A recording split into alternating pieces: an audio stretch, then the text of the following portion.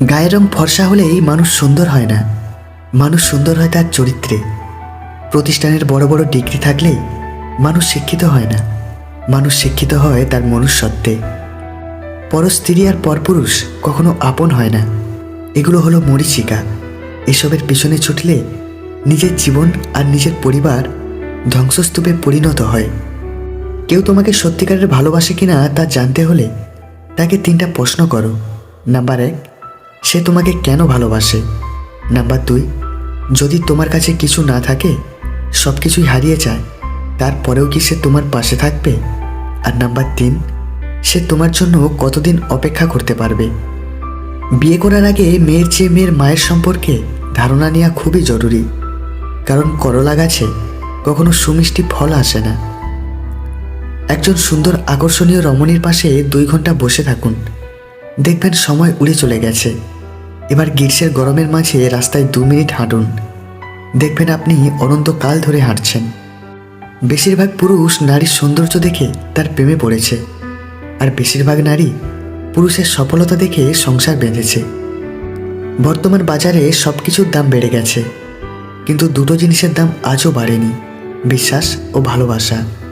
কারণ এই দুটোর দাম আগেও কেউ দিত না, আর আজও কেউ দেয় না। নিজের একান্ত ব্যক্তিগত কথাগুলো কাউকেই বলা ঠিক নয়, কারণ ঝগড়ার সময় আপনার খুব কাছের মানুষই সেই সব কথা তুলে আপনাকে ক্ষতবিক্ষত করতে পারে। যে জিনিসটা পূরণ হবার নয়, সেই জিনিসটাই আমাদের মন বেশি চায়। মনকে তো বোঝানো যায় না, যতই চেষ্টা করুক মানুষ, কিন্তু মনটা নির্লজ্জ, তাই পাবে না জেনেও বায়না ধরে। পৃথিবীতে এমন অনেক মানুষ আছে যারা আপনার হাত ধরে অন্যের সাথে পরিচিত হয়ে আপনাকেই ভুলে যায়। দিব্যি দিয়ে মিথ্যা কথা বললে কেউ মরে না, যেটা মরে যায় সেটা হলো বিশ্বাস। কাক কালো, কেউ তাকে ভালোবাসে না, এমনকি খাঁচায় আবদ্ধ করে পুষতেও চায় না। ঠিক তেমনইভাবে মানুষ মুখে যতই বলুক, আসল সৌন্দর্য মনে। কিন্তু সবাই ঠিকই ছুটে সাদা চামড়ার পিছনে। হিংসা করে অন্যের ক্ষতি সহজেই করতে পারবে, কিন্তু কোনোদিনও নিজের উন্নতি করতে পারবে না। ঘুমিয়ে গেলে ব্যথা কমে যায়, সেটা শরীরের হোক বা মনের।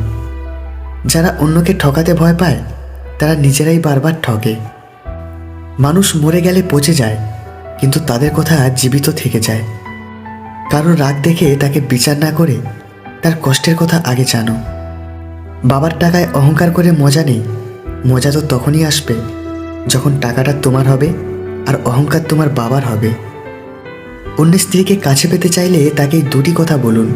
নাম্বার 1, তার সম্বন্ধে ভালো ভালো কথা বলে তার প্রশংসা করুন। আর নাম্বার 2, তার সাথে ঠিক সময় বুঝে একটু দুষ্টু মিষ্টি কথা বলুন।